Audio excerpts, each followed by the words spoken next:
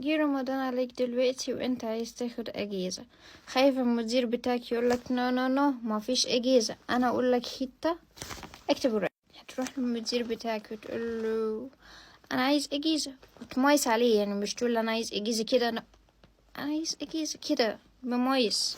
اوكي، هيقولك نو نو نو احنا محتاجينك، عندنا شغل كتير قوي في رمضان.